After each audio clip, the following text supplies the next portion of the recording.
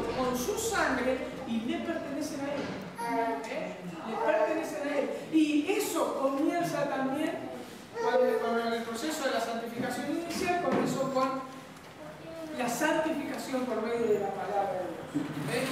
Entonces, ¿qué pide el Señor por esas personas que ya son de Él? Y ahí está Juan 17, 17. Santifícalos en tu verdad, tu palabra es verdad. No hay otro lugar que podamos encontrar la verdad fuera de la palabra de Dios. Veamos por un momento la relación entre la santificación inicial y progresiva. Juan 15, 3. ¿Qué dice Juan 15, 3? Dice: ya vosotros estáis limpios por la palabra que os he hablado. En Efesios 5, 25 al 26 dice: maridos, amad a vuestras mujeres, así como Cristo amó a la iglesia y se entregó a sí mismo por ella, para santificarla, habiéndola purificado en el lavamiento del agua por la palabra. Vemos la santificación inicial, limpios por la palabra, purificados por el lavamiento de la palabra, y la santificación progresiva, para santificarla, dice, ¿no? Para santificarla. Entonces, el Señor comienza nuestra santificación por la palabra y sigue nuestra santificación progresiva por la palabra. Entonces, por esa razón, como el domingo pasado se hablaba, debemos exponernos a su palabra para ser transformados, exhortados, alentados, etc. Pero solamente por su palabra. Por eso debemos leer la palabra de Dios individualmente, porque ella contribuye al proceso de mi santificación. Por esa razón tengo que asimilar su palabra para que ella contribuya a este proceso. Todo eso es lo que vimos el domingo pasado. Por eso debo leerla, debo presentarme con un espíritu de oración cuando la leo, reverente, debemos ser organizados, debemos ser sistemáticos. Si no, no va a actuar nunca la palabra de Dios en nosotros. Debemos ser ordenados, debemos ir con un espíritu de oración, reverentes, organizados, sistemáticos. Es la palabra de Dios la que nos va a santificar. Entonces, eso lo vimos el domingo pasado. Y hoy vamos a estar viendo el segundo medio individual de nuestra santificación. Es la perseverancia en la oración secreta. La perseverancia en la oración secreta es otro medio individual que el Señor nos dio. Este sermón se va a dividir en dos preguntas o dos partes. El lugar que ocupa la oración en la vida del cristiano en sentido general. El lugar que ocupa la oración en la vida del cristiano en sentido general. Y el lugar que ocupa la oración secreta en el proceso de la santificación. Entonces, vamos a ver el lugar que ocupa la oración en la vida del cristiano en sentido general y el lugar que ocupa la oración secreta en el proceso de santificación. Y como antes de empezar, también tenemos que saber qué es el significado de perseverancia en la oración. Porque vamos a estar viendo la oración, o sea, la perseverancia en la oración secreta del cristiano. Pero ¿qué es perseverancia? Esto no es simplemente orar, sino es perseverar. Nuestro Señor Jesús dio una parábola alentando a sus discípulos a perseverar en la oración. ¿Quién busca Lucas 18? Del 1 al 8. Lucas 18, del 1 al 8. También les refirió Jesús una parábola sobre la necesidad de orar siempre y no desmayar, diciendo: había en una ciudad un juez que ni temía a Dios ni respetaba a hombre. Había también en aquella ciudad una viuda, la cual venía a él diciendo: hazme justicia de mi adversario. Y él no quiso por algún tiempo, pero después de esto dijo dentro de sí: aunque ni temo a Dios ni tengo respeto a hombre, sin embargo, porque esta viuda me es molesta, le haré justicia, no sea que viniendo de continuo me agote la paciencia. Y dijo el Señor: oíd lo que dijo el juez injusto. ¿Y acaso Dios no hará justicia a sus escogidos, que claman a Él día y noche? ¿Se tardará en responderles? Os digo que pronto les hará justicia, pero cuando venga el Hijo del Hombre, ¿hallará fe en la tierra? Bien, acá Jesús, el Señor, nos enseña esta parábola. ¿Por qué? Porque la tendencia natural del hombre, la tendencia natural de todos nosotros, es desmayar en nuestra vida de oración. Es desalentarnos en nuestra vida de oración. Y el verso 1 dice, también le refirió Jesús una parábola sobre la necesidad, dice, de orar. Fíjense cómo escribe Lucas, ¿no? Sobre la necesidad de orar. Jesús fue específico. Necesitábamos esta palabra porque es sobre la necesidad de orar. ¿Y cómo debemos orar de acuerdo a esta palabra? Es siempre. Y no debemos desmayar. Porque es algo natural nuestro de desmayar. Es esa tendencia que tenemos de decir, bueno, oro un cachito y me voy, porque no tengo tiempo, porque un montón de cosas. O oré tanto y Dios no me respondió y bajé los brazos. No, acá dice que esta parábola nos ayuda sobre la necesidad de orar siempre y no desmayar. La perseverancia en la oración. La oración es fundamental para nuestra santificación. La oración es fundamental para nuestra santificación. Colosenses 4:2. Vamos a ir muy rápido, porque ya digo, hay mucho. Vamos a ir muy rápido y capaz voy a tirar los pasajes. Yo los leo acá directamente. Colosenses 4:2 dice, perseverar en la oración, velando en ella con acciones de gracia. Ven, como Pablo decía, perseverar en la oración. Efesios 6:18, el mismo apóstol Pablo hablando acá, orando en todo tiempo, con toda oración y súplica en el Espíritu, y velando en ello, con toda perseverancia y súplica por todos los santos. Hendrickson dice lo siguiente respecto al texto de Efesios 6:18. Dice así, aquí tenemos los 4 todos de nuestra vida de oración. Como dice el texto de Efesios 6:18, orando en todo tiempo, con toda oración y súplica en el Espíritu, y velando en ella con toda perseverancia y súplica por todos los santos. Este es el todo de la oración. Los 4 todos de la oración, dice usted. Ahora, entonces, esta debe ser nuestra evaluación con respecto a Efesios 6:18. Oro todo el tiempo, oro con toda oración y súplica en el Espíritu, oro con perseverancia y súplica, oro por todos los santos. Esa debe ser mi evaluación cuando yo me expongo a las Escrituras. Esos 4 todos, ¿lo hago? Esa debe ser mi evaluación. Esto debe ser parte integral de nuestra vida cotidiana. Así como nosotros comemos, dormimos, nos bañamos, hacemos todo lo que tenemos que hacer, es parte cotidiana de nuestra vida. La oración debe ser parte cotidiana, esencial de nuestra vida. Porque recuerda, como decía hace un momentito, la oración es fundamental para nuestra santificación. No podemos descuidar nuestra oración privada, porque si no, no podremos crecer en nuestra santificación. Si nosotros descuidamos nuestra oración, no podemos crecer en el proceso de nuestra santificación. Es imposible. Debemos cuidar esto de la oración. Mis hermanos, cuando yo estaba preparando esto, realmente fui exhortado. Y realmente quiero estar todos los días recordando realmente este sermón. Porque lo debemos recordar. Porque es algo que a nosotros enseguida nos olvidamos. Es la oración. Porque creemos muchas veces que la oración es una pérdida de tiempo. Porque yo me puedo sentar a estudiar las Escrituras y está bueno porque yo voy, busco, no, pero nosotros creemos que es una pérdida de tiempo estar orando.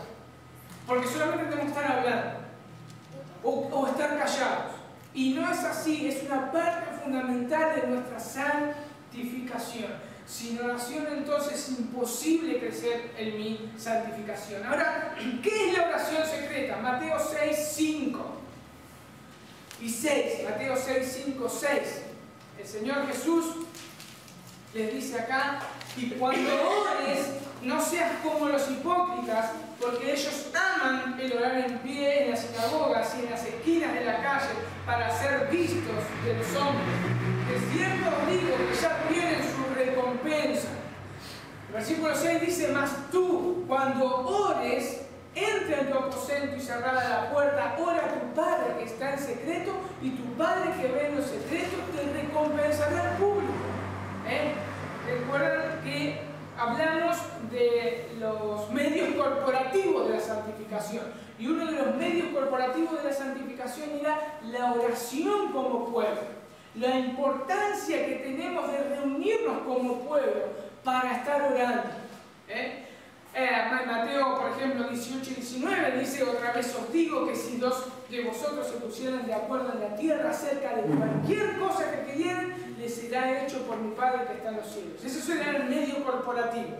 Hechos 2:42 dice: y perseveraban en la doctrina de los apóstoles, en la comunión unos con otros, en el partimiento del pan y en las oraciones. Fíjense lo importante que es la oración corporativamente y lo que es la oración en secreto. En 1 Tesalonicenses 5:17 Pablo nos exhorta: orar sin cesar. Este orar sin cesar es que el creyente debe tener un espíritu de oración constante. ¿Recuerdan? Constante. Es uno está trabajando y está orando, uno está manejando el auto y está orando, uno está haciendo los quehaceres de la casa y está orando continuamente. Es ese espíritu de oración continua, reconociendo que Dios está y me escucha. Entonces, acá tenemos, por un lado, la oración corporativa, por otro lado, la oración sin cesar. Pero ni Mateo ni Tesalonicense está hablando de la perseverancia en secreto. Es oración corporativa, oración sin cesar, continuamente. Pero estos dos textos no nos hablan de la perseverancia en secreto. Acá perseverar en secreto es apartarme un tiempo solo con el Señor. Dejar todos mis quehaceres y apartarme a orar con Dios, a solas. Ahí es la perseverancia en secreto. Mateo 6:6 dice: mas tú, cuando ores, entra en tu aposento y cerrada la puerta, ora a tu Padre que está en lo secreto, y tu Padre que ve en lo secreto te recompensará en público.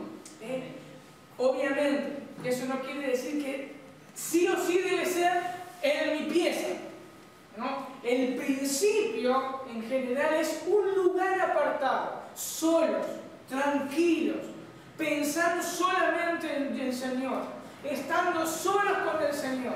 Ese es el principio de Mateo. Ese es perseverar en la privacidad. El pastor Martin Lloyd-Jones dijo lo siguiente, lo voy a parafrasear un poco: si nosotros no somos capaces de apartarnos de nuestras labores cotidianas y orar en secreto, no vamos a ser capaces de orar sin cesar cuando estemos manejando, cuando estemos en nuestro trabajo, cuando estemos haciendo las compras o cuando estemos haciendo los quehaceres de la casa. Muchas veces nos engañamos, nosotros decimos: yo oro todo el tiempo. Y el tema es, si yo no aparto un lugar, si no tengo esa disciplina de apartar un tiempo, apartar un momento para estar con el Señor, no voy a ser capaz de orar sin cesar. Mi mente siempre va a estar ocupada en muchas cosas.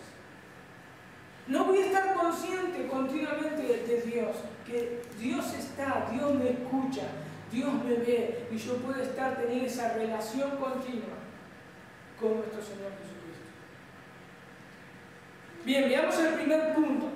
Eso es lo que significa perseverar, cuando el título es la perseverancia en oración. Ahora, el primer punto que había dicho es el lugar que ocupa la oración en la vida del cristiano en sentido general. El lugar que ocupa la oración en la vida del cristiano en sentido general. Vamos a ir para esto al Salmo 2. Salmo 2.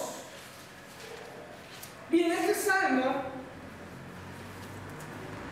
debe ser colocado, es un salmo mesiánico, netamente mesiánico.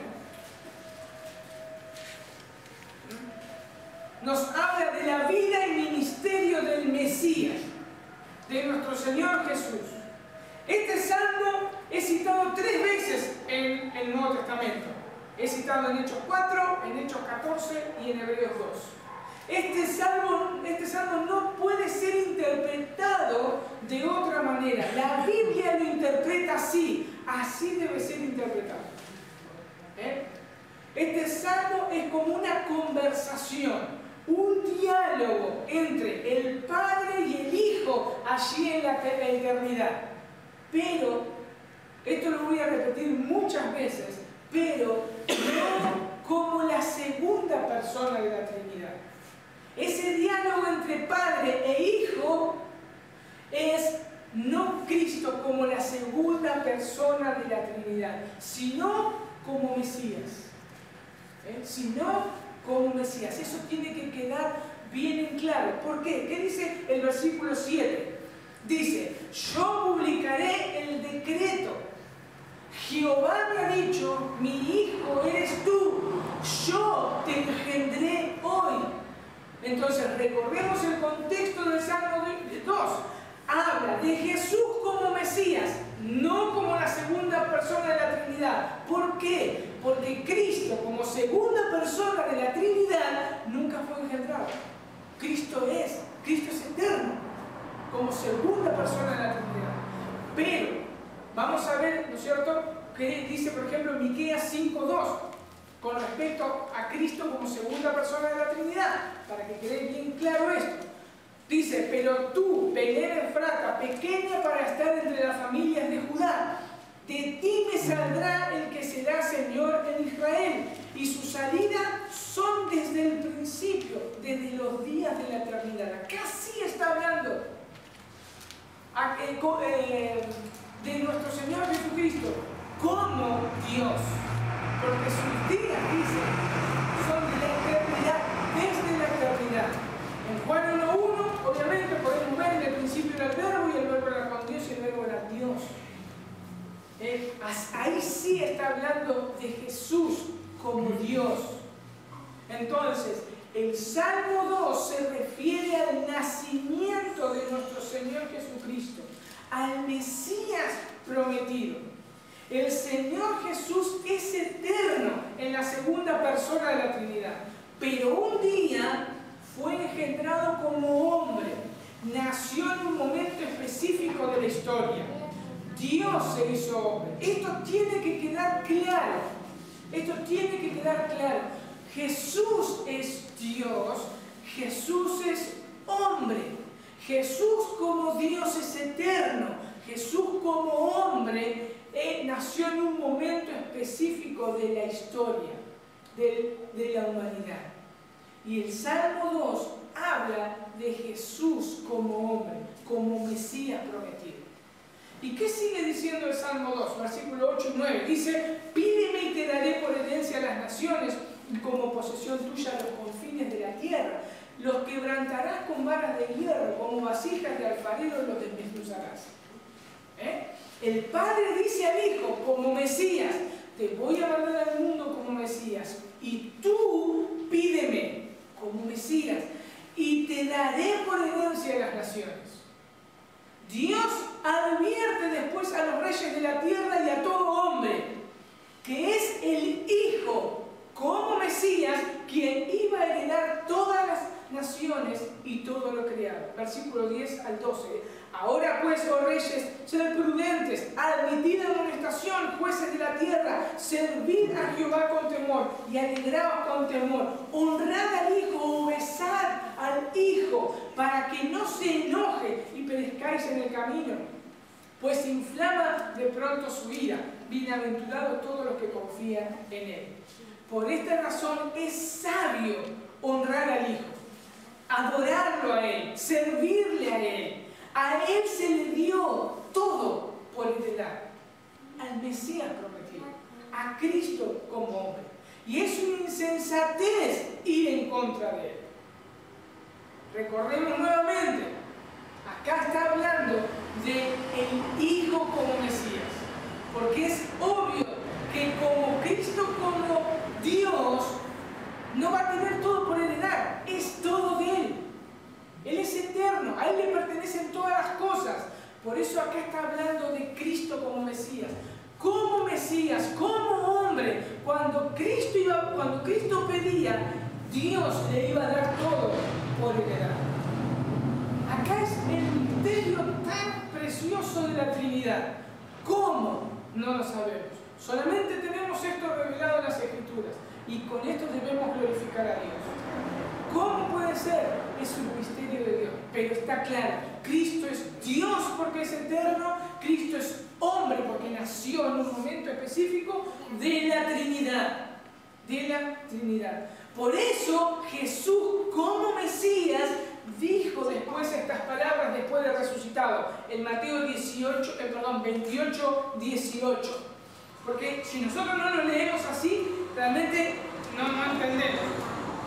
Mateo 28, 18 dice: y Jesús se acercó y les habló diciendo: toda potestad me es dada en el cielo y en la tierra. ¿Se dan cuenta? Cristo está hablando acá como Mesías. Como Mesías, no como Dios.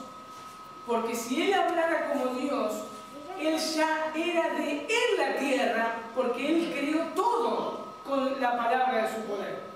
Pero como Mesías, acá se está cumpliendo el Salmo 2. Pídeme y te daré por herencia a las naciones.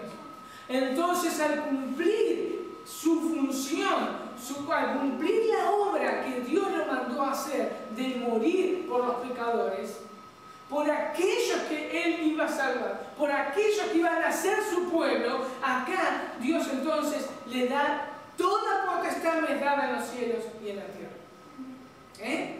Cuando Cristo terminó entonces la obra encomendada por el Señor como mediador y como Mesías, pudo decir estas palabras. Pero el Mesías solamente podía ver el fruto de este decreto de pídeme y te daré por herencia a las naciones en el contexto de la oración. ¿Se entiende? Solamente el Mesías podía ver el resultado de ese pídeme y te daré por herencia a las naciones, o toda potestad me es dada en los cielos y en la tierra, en el contexto de la oración. Acá hay algo muy importante que tenemos que tener en cuenta. La administración del reino mesiánico de Cristo, en la administración del reino mesiánico de Cristo, hay una ley que ata y sujeta al mismo Hijo de Dios. ¿Cuál es la ley? Pídeme y te daré por herencia a las naciones. Esa es la ley que sujeta al mismo Señor Jesucristo como Mesías, como Hijo de Dios.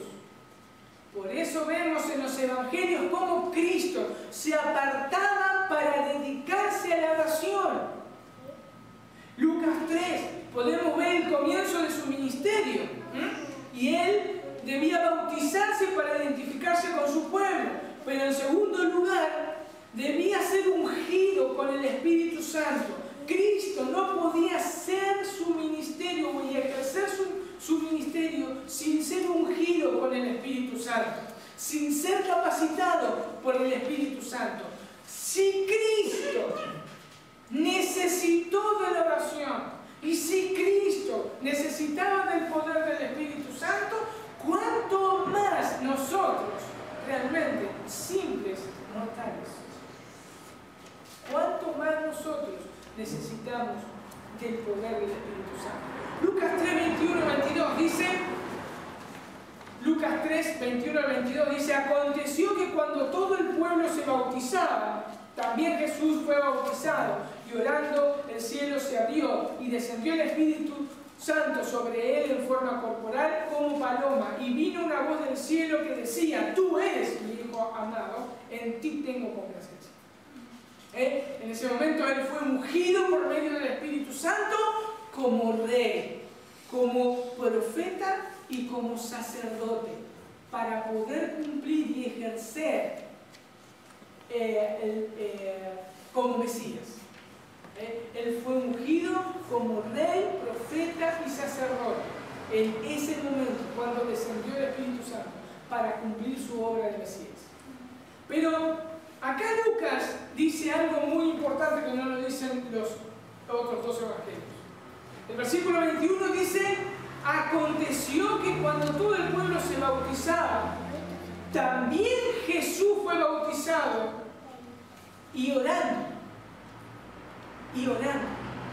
¿Cómo estaba Cristo en el momento que se estaba bautizando? Estaba orando.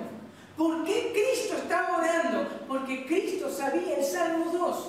El Salmo 2 hablaba de Él. El Salmo 2 dice: pídeme y te daré por herencia a las naciones. Él tenía que tener una vida de oración. Él estaba sujeto a la ley de la oración. Su marco como Mesías no se podía pasar de eso. Su marco era la oración. Y Cristo, cuando se bautizó, estaba orando. Otro ejemplo, el de Cristo, realmente es ejemplo para nosotros, ¿no? Todo el día de trabajo, todo un día de trabajo, Lucas 6, todo el día de trabajo, cansado, agotado, pero él sabía que debía apartar ese tiempo para orar con el Padre. Mis hermanos, ¿cuánto tiempo muchas veces pasamos nosotros en oración cuando venimos cansados, de tanto agotamiento y todo? Cristo, según Marcos 1:35, después de un agotamiento físico, porque él traía enfermo, se había predicado, el versículo 35, Marcos 1:35 dice: levantándose muy de mañana, siendo aún muy oscuro, salió y se fue a un lugar desierto, allí oraba. Lucas 6:12 dice: en aquellos días él fue al monte a orar y pasó la noche orando a Dios. Mis hermanos, entendamos algo: este es Cristo. Es Cristo. ¿Cuánto más nosotros? Este es Cristo, sin pecado, como hombre, pero sin pecado. Pasó todo el día orando. Lucas 11:1 dice: aconteció que estaba Jesús orando en un lugar, y cuando terminó, uno de sus discípulos le dijo: enséñanos a orar como también Juan enseñó a sus discípulos a orar. Habían entendido el mensaje los discípulos, habían visto a Jesús orar, entonces pararon las antenas y dijo: esto es importante. Juan 14:16: y yo rogaré al Padre y os dará otro consolador para que esté con vosotros para siempre. Fíjense la intercesión de Jesús. Yo rogaré, Cristo dijo: yo rogaré al Padre. ¿Por qué dijo eso? Porque él sabía el Salmo 2: pídeme y te daré por herencia a las naciones. Cristo sabía que si le pedía al Padre, el Padre le respondería, pero tenía que pedir. Por eso acá le dice: yo rogaré al Padre, y el Padre, ¿qué va a hacer? Les enviará otro consolador. Si Cristo no pedía, el consolador no vendría. Él tenía que pedir. Estaba sujeto a esa ley que es la oración. Si la iglesia, sus comienzos, si sus discípulos no hubiesen obedecido, la iglesia no existía. En Hechos 1:4 dice: y estando juntos les mandó que no se fueran de Jerusalén, orden de Jesús, sino que esperaran la promesa del Padre, la cual les dijo: oísteis de mí. El verso 8 de Hechos 1 dice: pero recibiréis poder cuando haya venido sobre vosotros el Espíritu Santo, y me seréis testigos en Jerusalén, en toda Samaria y hasta lo último de la tierra. Versículo 14: todos estos perseveraban unánimes en oración y ruego con las mujeres y con María, la madre de Jesús, sus hermanos. Estaban perseverando en oración. Fueron obedientes al mandato de Dios, de Jesús. Debían esperar la promesa, pero debían esperarlo en oración. Tenemos más todavía. Cristo en Juan 17, orando por los suyos. Antes de su muerte en el huerto de Getsemaní, Cristo orando para que se haga la voluntad del Padre. Ahora, ¿cómo puede ser esto? Cristo orando al Padre. Cristo orando al Padre. Cristo Dios. Cristo como hombre orando al Padre. ¿Cómo es esto? Cristo orando al Padre. Bien, no lo sabemos. Ese es un misterio también que no lo entendemos. Nuestra capacidad finita no puede comprender cómo Cristo estaba continuamente orando al Padre. ¿Por qué Cristo estaba orando continuamente al Padre? Lo único que sabemos es que Él se sujetó al Salmo 2, lo que el Padre decretó sobre Él. Hay algo que realmente nos humilla, ¿no? Que es Hebreos 5:7. Dice, y Cristo, en los días de su carne, ofreciendo ruegos y súplicas con gran clamor y lágrimas al que le podía librar de la muerte, fue oído a causa de su temor reverente. Cristo no estaba haciendo como que oraba todas las veces que se apartaba, para estimular a sus discípulos, para estimularnos a nosotros a la oración. Acá dice que estaba en los días de su carne ofreciendo ruegos y súplicas con gran clamor y lágrimas. Pero no solo Cristo oraba cuando estaba en la tierra, cumpliendo su ministerio como Mesías. Cristo resucitado, sentado a la diestra del Padre, dice las Escrituras en Hebreos 7:25, dice, por lo cual puede también salvar perpetuamente a los que por Él se acercan a Dios. Dice, viviendo siempre para interceder por ellos. Mis hermanos, Cristo, desde el momento que nació hasta que murió y hoy resucitado, sigue intercediendo, sigue pidiendo. Cristo está intercediendo por nosotros. ¿Qué ejemplo? No es que dejó ejemplo solamente en la tierra y se fue en el tema de la oración y se terminó. Cristo sigue intercediendo por nosotros. Si Cristo se sujetó a esa ley del Salmo 2, pídeme y te daré por herencia a las naciones. Si Él se sujetó a la oración, nosotros como súbditos de su reino, como súbditos de Él, debemos sujetarnos a esa ley, estarnos atados a esa ley. No puedo yo decir, no voy a orar, porque si no, no estoy atado a la ley divina del reino de Dios. Estamos sujetas a esta ley, como Cristo se sujetó. Veamos lo que el Señor Jesús enseñó. Mateo 7:7 y el 8 también lo vamos a ver.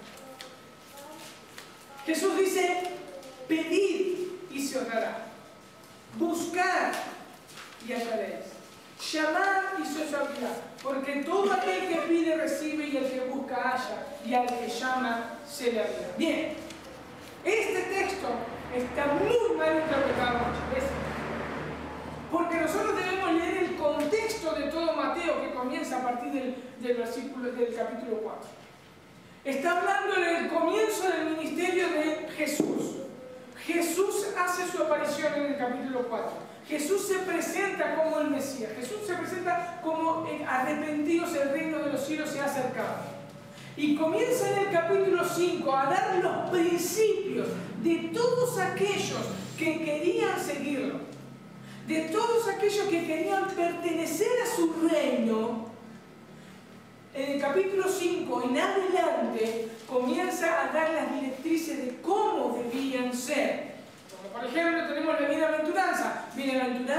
Bienaventurados los mansos. Bienaventurados los limpios de corazón. Bienaventurados los pacificadores, etcétera, etcétera. Ya con estas tres cosas, ¿quién puede decir que es manso? ¿Quién puede decir que es limpio de corazón? ¿Quién puede decir que es pacificador? Todos los días. Porque todo el Sermón del Monte del capítulo 5, 6 y parte del 7, todo el Sermón del Monte es todos los días.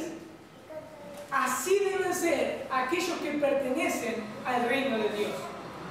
Entonces, de acuerdo a este contexto, todos se preguntaban, nadie puede cumplir esto. Aún nosotros no podemos cumplir esto. Y ahí viene el capítulo 7. Pedid y se os dará. Buscad y hallaréis. Llamad y se os abrirá. Ese es el contexto de este pasaje. ¿Puedo ser un pacificador? Si pido, si llamo, si busco. ¿Puedo ser limpio de corazón? Si pido, si llamo, si busco. Y así puedo hacerlo de acuerdo al contexto de este Mateo 7:7. Obviamente que también podemos ver Santiago 4 del 2 al 3. Santiago 4 del 2 al 3 dice: codiciáis y no tenéis, matáis y alardéis de envidia y no podéis alcanzar, combatís y lucháis, pero no tenéis lo que deseáis. ¿Por qué? Porque no pedís. El verso 3 dice: pedid y no recibid, porque pedís mal. ¿Para qué? Para gastar en vuestro deleite. Fíjense, tenemos dos clases de personas acá, en este texto. En el versículo 1 tenemos a todos aquellos que se esfuerzan por hacer lo que Cristo dijo. Y están continuamente combatiendo, luchando. Es más, al estar continuamente combatiendo y luchando comienzan las iras, comienzan las envidias, porque otros alcanzan lo que se proponen y yo no lo alcanzo. Y comienza todo eso. ¿Por qué empieza las envidias? ¿Por qué matar? Y dice, no matar de matar, sino el contexto es de acuerdo a la Biblia, en el corazón. O sea, porque me enojo tanto con mi hermano, tanta envidia que realmente tengo ganas de matar. ¿Y por qué combato? ¿Por qué lucho? ¿Por qué? Porque no pido. Son aquellas personas que se esfuerzan con sus propias fuerzas y ellos no piden.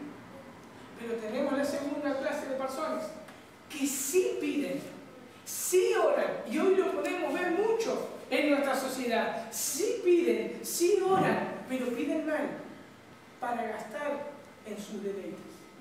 Dos clases de personas, dos clases que nosotros realmente tenemos que esquivar. Dos clases de personas que no nos podemos convertir. Nosotros vamos a orar para poder ser santos, para poder cumplir lo que Cristo había dicho. Por eso voy a orar. Entonces, el primer punto es que la perseverancia en oración es una parte esencial de la vida del creyente en general, porque estamos atados a esa ley que el Padre decretó tocante a la administración del reino de su Hijo el Mesías. Pídeme y te daré por herencia las naciones. Mis hermanos, en Salmo 2, cuando dice pídeme, se lo dice a Cristo. A partir de ahí, Él se sujetó a esa ley, nosotros estamos sujetos a esa ley. Porque nuestro Señor se sujetó a esa ley. Nosotros no podemos hacer otra cosa. Nosotros debemos sujetarnos a esa ley. Pedir, pedir, pedir. El segundo punto es el lugar que ocupa la oración secreta en el proceso de la santificación. Ya vimos el significado general como súbditos del reino del Mesías. Ahora, la oración secreta en el proceso de la santificación, el lugar que ocupa. Recordemos que la santificación tiene una parte negativa y una parte positiva. La parte negativa es lucho con mi pecado. Mi pecado remanente, continuamente luchando con las tentaciones del mundo, luchando con las corrupciones que tengo. Y la parte positiva es, se están desarrollando en mí las virtudes, las características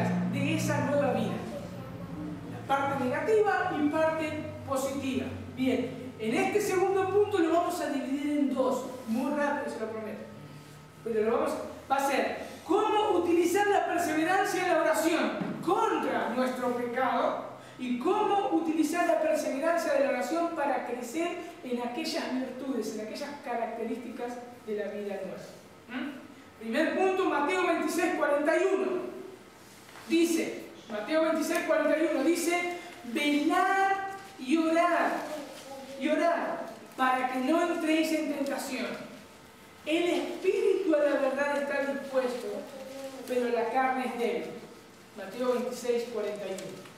Bien, para entender nuevamente este velar y orar para no entrar en tentación, debemos entender el contexto del pasaje.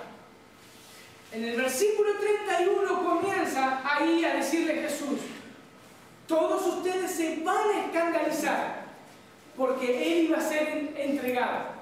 Él iba a ser entregado a la gente para ser crucificado. Y dice el 31, todos ustedes se van a escandalizar. El versículo 33 podemos ver a Pedro. ¿Qué dice Pedro? Pedro, el tan impulsivo, dice, no, yo no me voy a escandalizar. Yo no me voy a escandalizar de vos. Lucas 22:23 le sigue poniendo otras cosas también que dijo Pedro. Dice, si es necesario, voy a ir hasta la muerte. Ese es el contexto de lo que está sucediendo para entender el versículo 31. Dice Jesús, ustedes se van a escandalizar de mí. O sea, todos salieron corriendo cuando los apresó. Dice, y Pedro dice, no, Señor, yo hasta la muerte voy a ir contigo. Y nosotros debemos aprender mucho de Pedro, porque nosotros somos así. Nosotros nos vamos enseguida de boca. Y Pedro tuvo que Pedro tuvo que aprender de esto. ¿Por qué? Porque Pedro estaba realmente cargado de deseos buenos. Su deseo era bueno. Su deseo era decir, no, Señor, yo te conozco, yo sé quién eres. Es más, Pedro confesó, tú eres el Cristo, el Hijo del Dios viviente. O sea, estaban conociendo, no, o sea, yo no te voy a dejar, yo sé lo que eres. Y nosotros también estamos llenos de buenos deseos, llenos de decir, no me voy a enojar más. Hoy me propongo, no me voy a enojar más. Hoy me propongo, no voy a irritarme con mis hijos o con mi vecino. O sea, yo me propongo cosas. Esos son buenos deseos. Pero en el proceso de la santificación no valen nada los buenos deseos. O sea, son buenos, pero solos no sirven para nada. Entonces, no bastan solamente los buenos deseos. Fíjense, otra de las cositas, que el Hijo de Dios, qué gran contraste, después que vamos a ver en este capítulo, qué gran contraste. Jesús, el Hijo de Dios, sabiendo quién Él era, sabiendo que era Dios también, podemos ver que, ¿se acuerdan que Pedro le vienen a apresar a Cristo y le cortan la oreja a Marco? Siempre digo Moloch. A Marco. Le cortan, y Jesús le dice, Pedro, ¿no qué haces? O sea, ¿acaso si yo no le pido a mi Padre? Fíjense, ¿no? Acá, fíjense la autoridad que Jesús tenía, no solamente autoridad, sino la confianza del Padre y cómo estaba atado a esa ley de pedir, que decía, ¿acaso si yo no le pido a mi Padre que me salve, no va a enviar 12 legiones de ángeles? Él podía en ese momento, Jesús, pedir al Padre, ayúdame, y 12 legiones de ángeles venir a ayudar. Mis hermanos, para que podamos entender lo que es una legión. Una legión romana constituía de 6.000 soldados. Una legión romana, 6.000 soldados. 12 legiones de ángeles son 12 por 6.000, son 72.000 ángeles. Y fíjense, en Segundo de Reyes 19:35, un solo ángel mató 185.000 asirios. Fíjense el poder que tenía Jesús solamente por pedir a Dios. Y Dios podía contestar esa oración.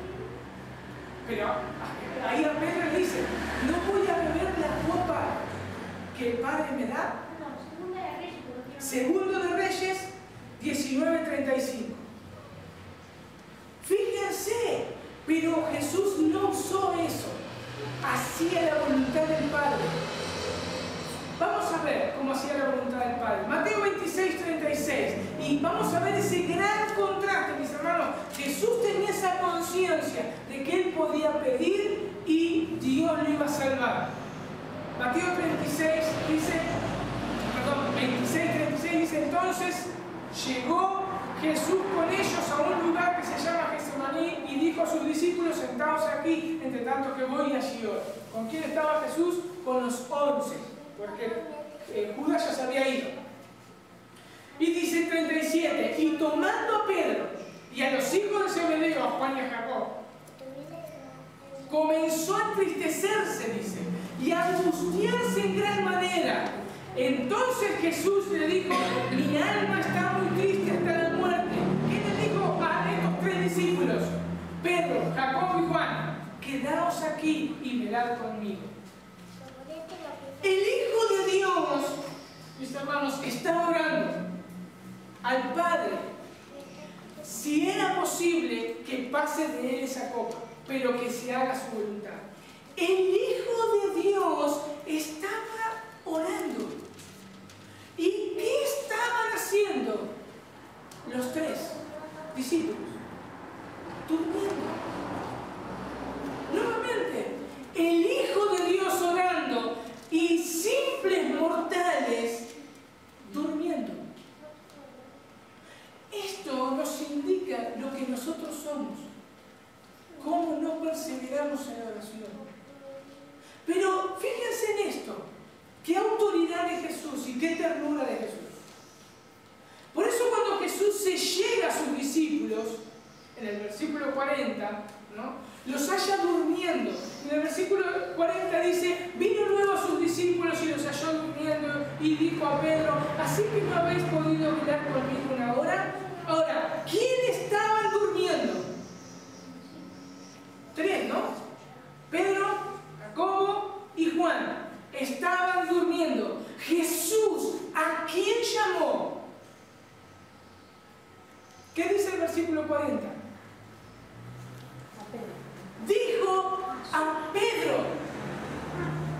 Llamó a Pedro. ¿Por qué llamó a Pedro? Pedro anteriormente había dicho: Jesús, yo por vos voy a dar la vida. Jesús, yo no me voy a escandalizar. Yo, Jesús, soy buenos deseos, buenos deseos. Y Jesús le dice: ¿no sos capaz de orar conmigo? ¿Ves lo que sos, Pedro? ¿Ves lo que hay en tu corazón? Y así somos nosotros, cargados de buenos deseos. Pero a la hora de ver nosotros todo lo que nos propusimos en el día, vemos que muchas de las cosas que nos propusimos fracasamos. Porque no hubo una perseverancia en la oración. Solo se va a lograr por medio de la oración. Por eso Jesús les dice en el 41: velad y orad para que no entréis en tentación. Dice: el espíritu a la verdad está dispuesto, pero la carne está débil. ¿Qué quiere decir? Primero Jesús lo reprendió a Pedro y le dijiste: ¿ves? Todo lo que vos dijiste, ¿ves? Ni una hora estás conmigo. Pero le dice: Pedro, tus buenos deseos estaban bien ya. No te querés escandalizar, vos conmigo querés llegar a la muerte. Está bien, pero debes velar y orar para no entrar en tentación. Todos mis buenos deseos, si no se sujetan a la oración, yo puedo caer en tentación y puedo dormirme. Por eso tengo que velar y orar constantemente. Porque la carne es débil. En Mateo 26, entonces 41, cuando como yo decía, ¿no?, nuestros buenos deseos están bien, pero nosotros debemos velar y orar. Nosotros estamos rodeados realmente de un cuerpo lleno de debilidades. Debemos ser consistentes con nuestra naturaleza humana, estar rodeados de debilidades. Por tanto, velad y orad para no entrar en tentación. El versículo 12 de Mateo 6 dice: y perdona nuestras deudas como también nosotros perdonamos a nuestros deudores. Y no nos metas en tentación, mas líbranos del mal. ¿Se dan cuenta qué oración tenemos que tener? Si nosotros nos levantamos a la mañana y no le decimos, no nos presentamos delante de Dios y decir: Señor, hoy ayúdame en mis debilidades. Vos sabés que tengo esto y esto, y soy débil. Si yo no hago eso, el virus de mi autoconfianza está en mí, me infectó. Estoy apoyado en mi autoconfianza y mi autoconfianza está llena de egoísmo. O bien, puede ser que no tenemos ni idea de la batalla que estamos librando día a día. No tenemos ni idea. O puede ser que tengo mucha autoconfianza, o no tengo ni idea de la batalla que libramos día a día con nuestros deseos carnales. Primera de Pedro 2:11 dice: amados, os ruego como extranjeros y peregrinos, recuerdan a Jesús, ya no son del mundo, ya no son del mundo. Entonces, estamos acá como extranjeros y peregrinos, que os abstengáis de los deseos de la carne que batallan contra el alma. Cuanto más caminamos en este camino de santidad, más lucha vamos a tener. No es que aquel es un hombre piadoso, no debe tener nada de lucha. No, cuanto más caminamos en santidad, más luchas vamos a tener. Por eso debemos clamar al Padre: no me metas en tentación, mas líbrame del mal. Porque tuyo es el reino, el poder y la gloria por todos los siglos. Entonces, debemos perseverar en la oración contra la lucha de nuestra propia carne y nuestro pecado. Y no solo la santificación trata con el pecado, sino también con las virtudes que tenemos en nuestra creación nueva.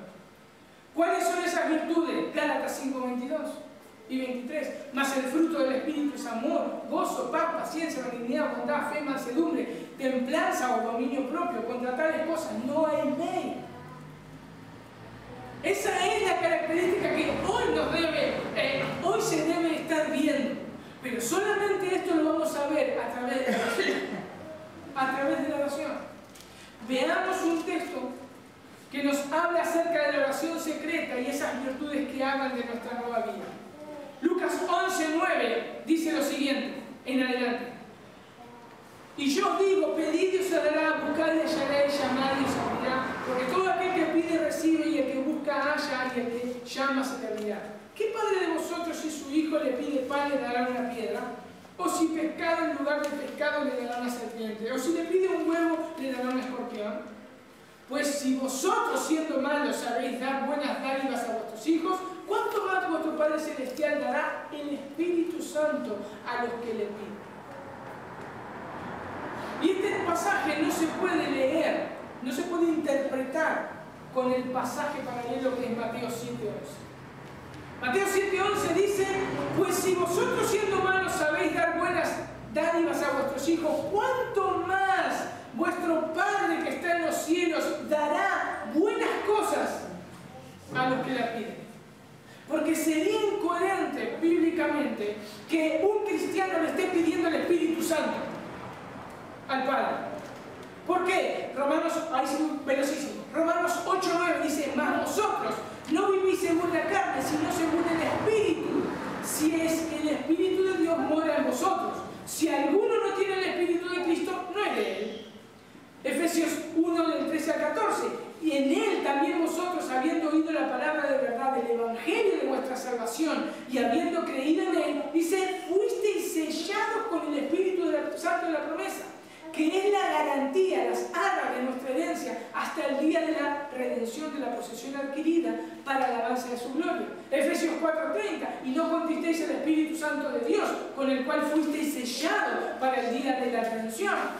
Primera de Corintios 12:13. Porque por un solo Espíritu fuimos todos bautizados en un cuerpo, sean judíos o griegos, sean esclavos y libres, y todos se nos dio de beber de un mismo Espíritu. Entonces, un creyente no puede pedirle a Dios el Espíritu Santo porque ya lo tiene.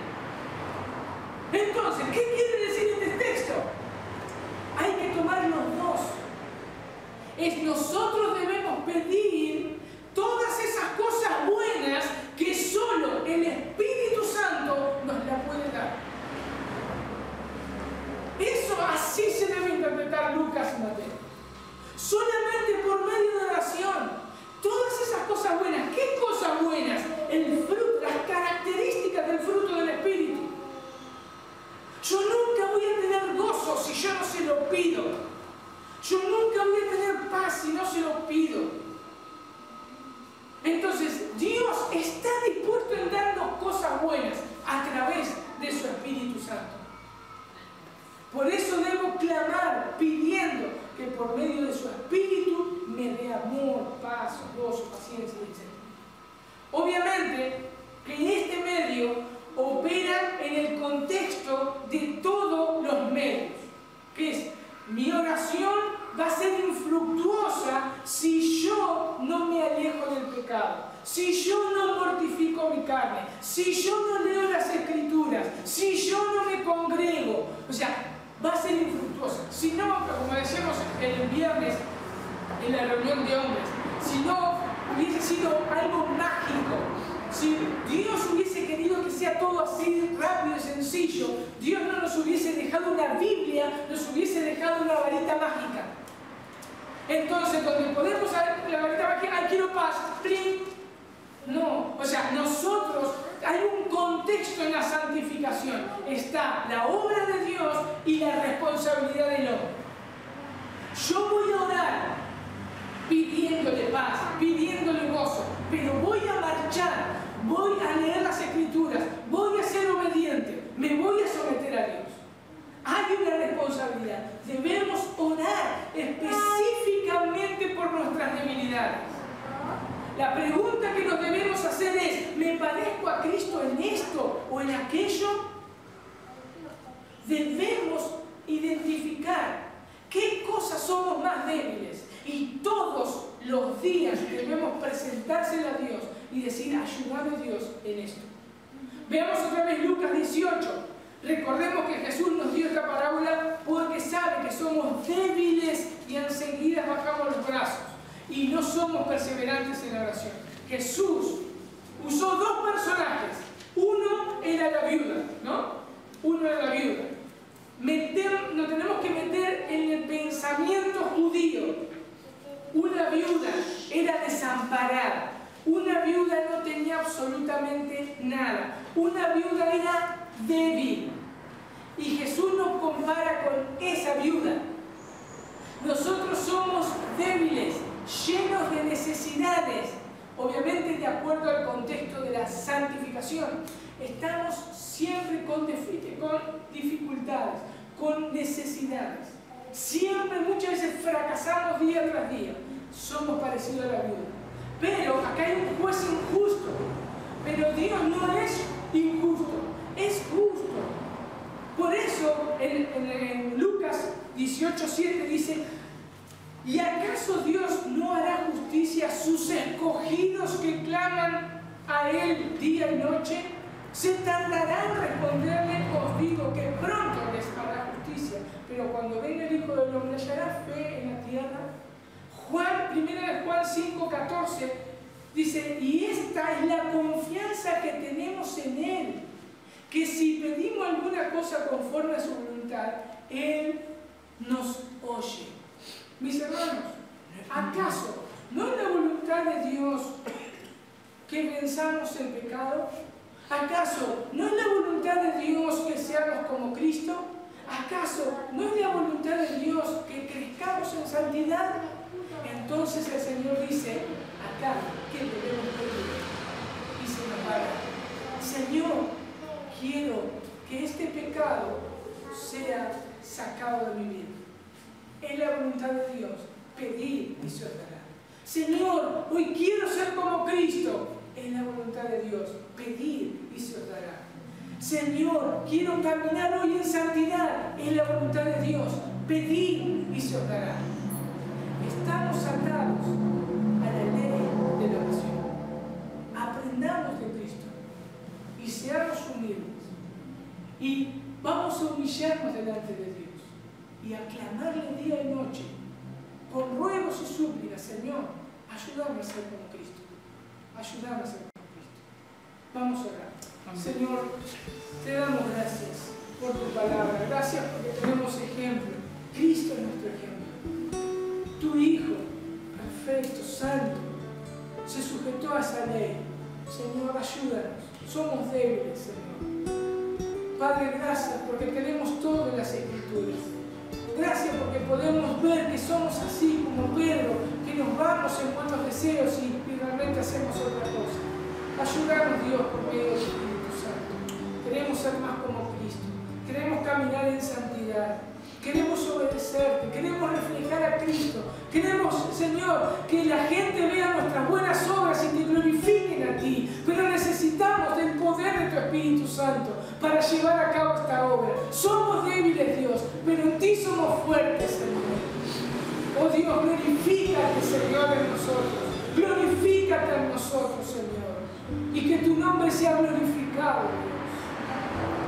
En el nombre de Jesús. Amén.